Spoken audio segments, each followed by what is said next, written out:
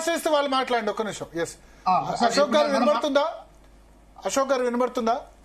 వినబడుతుంది సార్.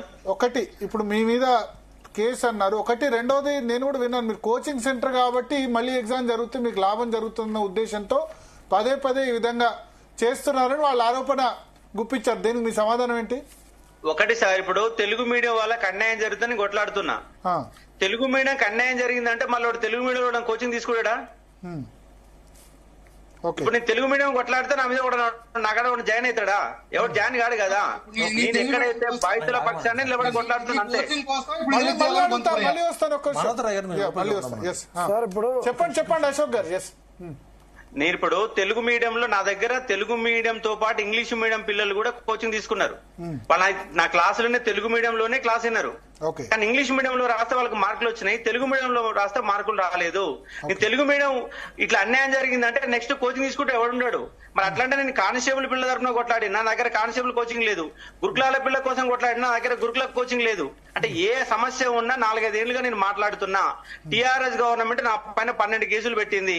ఇవాళ కాంగ్రెస్ వాళ్ళు అంతకంటే ఘోరంగా నా మీద అరెస్టుకు నాకు వీళ్ళను అంటే కోర్టుకు పోయి అశోక్ కుమార్ అరెస్ట్ చేయడానికి మాకు పర్మిషన్ ఇవ్వని పోలీసులు రిక్వెస్ట్ చేశారు.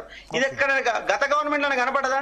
మానవతరాన్ని అరెస్ట్ చేయడం కోసం కోర్టుకు పోయి రావాలేమన్నా పోలేదు కదా.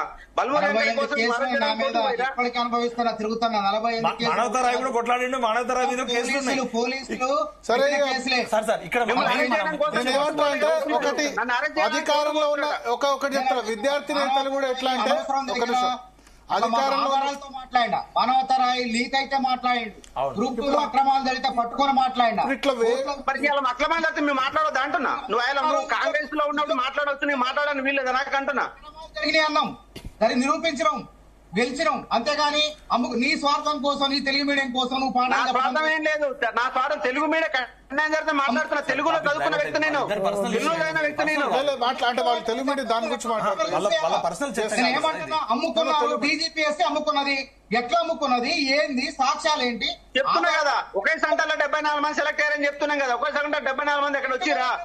అమ్మాయిల సపరేట్ సెంటర్లు పెట్టిరు ఎక్కడన్నా ఇప్పటి వరకు కాదు. మీడియాలో మాట్లాడి ఉమ్మడి రాష్ట్రంలో ఎగ్జామ్ పెట్టిరా, సపరేట్ సెంటర్లు కేటాయించిరా? ఎక్కడ కేటాయించలేదు. మనం ఆదర్శంగా 2-3 ప్రశ్నలు ఒక్క నిమిషం మానవతరాయ్ గారు ఒక్క నిమిషం ఆపండి. అశోక్ గారు ఒకటి అశోక్ గారు ఇప్పుడు నెక్స్ట్ మానవతరాయ్ గారు ఒక్క నిమిషం మ్యూట్. అశోక్ గారు మీరిద్దరు మాట్లాడు. ఒక్క నిమిషం అశోక్ గారు నేను అడిగే వాటికి జవాబు